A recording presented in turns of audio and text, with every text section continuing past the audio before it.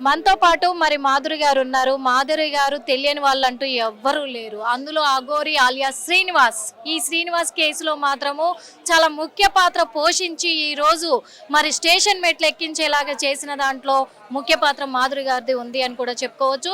శివరుద్ర స్వామితో పాటు అలాగే ఆ అడ్వకేట్ గారు ఆజాద్ గారితో పాటు అలాగే రాధికతో పాటు మాధురి గారు, వీళ్ళు నలుగురు కలిసి గట్టిగా పోరాటం చేసి తెలంగాణ ప్రభుత్వాన్ని వాళ్ళు విజ్ఞప్తి చేయడం బట్టే ప్రభుత్వం కూడా చర్యలు చేపట్టి ఈ రోజు శ్రీనివాస్ ఆగడాలన్నింటికి కూడా అంతమొందించే రోజు వచ్చింది అని కూడా అనుకోవచ్చు. మరి దీని పట్ల మాధురి గారు ఏం చెప్తారో తన మాటల్లోనే తెలుసుకుందాము. మొత్తానికైతే సాధించారని అనుకోవచ్చు. మెయిన్ గా ట్రాన్స్జెండర్ పేరు చెప్పుకొని తను శ్రీనివాస్ మోసం చేశారు అని అంటున్నారు. దీనివల్ల మీకేమైనా మనోభావాలు దెబ్బతినడం కానీ నష్టం?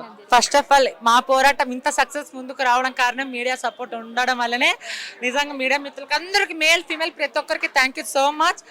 ఫస్ట్ ఆఫ్ ఆల్ పోలీసుల వాళ్ళకి, శివరుద్ర గారికి, ప్రజల కామెంట్స్ పెట్టి ప్రజలకి ఒకప్పుడు ఏదైతే ప్రజలు కామెంట్స్ చెడుగా పెట్టారో బాగా ఎమోషనల్ అయిపోయినా. ఎప్పుడైతే మళ్ళీ నేను ఈ పోరాటంలో వచ్చి ఆ కామెంట్ చూసి మళ్ళీ ధైర్యం తెచ్చుకున్నా. ఫస్ట్ ఆఫ్ ఆల్ ఈ నలుగురు మీడియా మిత్రులకి, శివరుద్ర గారికి, అలాగే పోలీసుల వారికి, ఇంకా ప్రజలకి thank you so much. So చాలా హ్యాపీగా ఉంది. మీకు తెలుసు ఫస్ట్ ఆఫ్ ఆల్ నుంచి నేనే పోరాడుతూనే ఉన్నా. నేను సంధ్య, వేరే వాళ్ళు ఎవరు రాలేదు అంటే మాకు సపోర్ట్ ఉంది కానీ ట్రాన్స్జెండర్ కమ్యూనిటీ సపోర్ట్ ఈ యుద్ధంలో మాకు లేదు. కానీ మేము ఎన్ని అవమానాలు పడ్డా ఏదో ఒక రోజు ఆ పరమశివుడు మాతో ఉండడా, మమ్మల్ని గెలిపిరా అనేది మేము అనుకున్నాము. ఈరోజు తప్పకుండా వాడిని అరెస్ట్ చేశారు. శ్రీనివాస్ చెప్పాడు కదా, శివుడు నాతో ఉన్నాడు, నేను శివుడు బిడ్డను. లేదు లేదు లేదు లేదు, శివుడు మాతో ఉన్నాడు. First of all Alia Srinivas కి తెలియదు ఆ విషయం.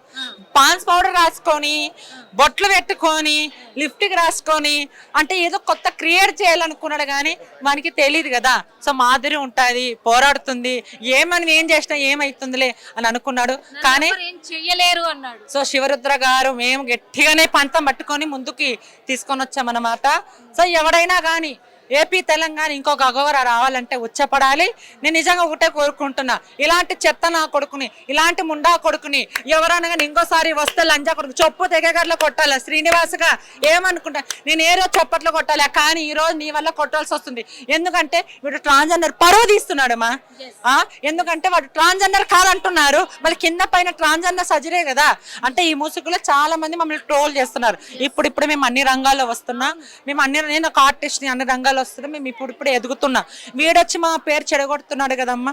సో మా పోరాటం అయితే ఇలానే కొనసాగుతూనే ఉంటుందమ్మా. అంటే ఈ శ్రీనివాస్ వెనకాల ఇంకా చాలా మంది అమ్మాయిలు కూడా బాధితులు ఉన్నారు, తన బారిన పడిన వాళ్ళు అని అంటున్నారు. ఇప్పుడు రాధిక బయటకు వచ్చింది, వర్షిని తనతోనే ఉంది ఇంకా.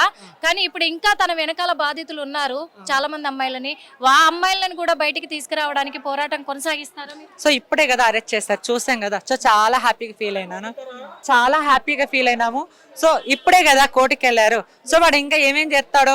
సో ఎంక్వైరీలో మళ్ళీ పోలీస్ వాళ్ళు ప్రెస్ మీట్ పెడతారు కదా. ఇప్పుడు బాధ్యతడు ఎలా మోసం చేస్తారు. సో దాన్ని బట్టి మనం మళ్ళీ ఇంకోసారి మాట్లాడాల్సి వస్తుంది.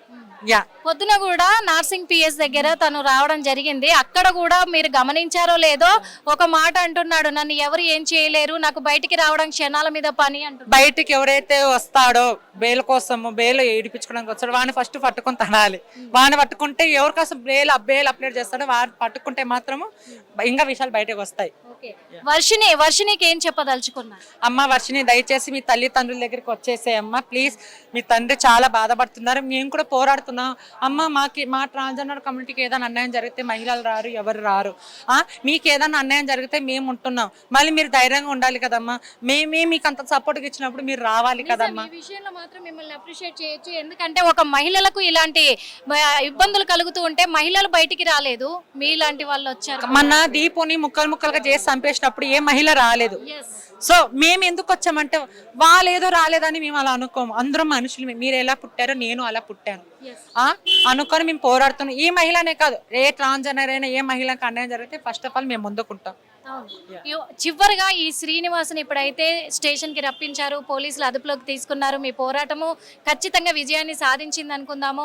ఇంకొకటి ఏంటంటే తీర్పు ఇంకా రాలేదు, కానీ మళ్ళీ ఈ శ్రీనివాసు ఇలాంటి అక్రమాలకు పాల్పడే టైం వస్తే గనక మీరు ఏం చెప్పదలుచుకున్నారు? తనకి తప్పకుండా శిక్ష పడుతుంది. దేవుడు ఇంకా ఇంతవరకు తీసుకొని వచ్చాను, ఇంకా ముందుకు ఇంకా తీసుకొని వెళ్తానని అనుకుంటున్నాం.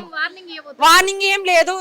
తప్పు చేసిన ప్రతి ఒక్క వ్యక్తి ఎవరైనా నేనైనా కానీ తప్పకుండా మనకి శిక్ష పడుతుంది. శిక్ష పడాలి. ముక్కోటి దేవతలు నేను ఒకటే కోరుకుంటాను, మనకి శిక్ష పడాలి. ఇంకా ఆడపిల్ల బలి అవ్వకూడదు. సనాతన ధర్మం అని పేరు చెడగొట్టకూడదు. వాడు ముఖ్యంగా మీ ఆత్మాభిమానాలను దెబ్బతీశాడు. అందుకు మిమ్మల్ని ఇబ్బంది పెట్టినందుకు మీ ట్రాన్స్జెండర్స్ సంఘం తరఫున మీరేం చెప్పదలుచుకున్నారు? సో ట్రాన్స్జెండర్ కమ్యూనిటీ శ్రీనివాస్ చాలా మంది రావడానికి భయపడుతున్నారు మాట్లాడడానికి. సో మీ తరపు నుంచి నేను పోరాడినా మీరు పోరాడినా ఇద్దరం ఒకటే కదా.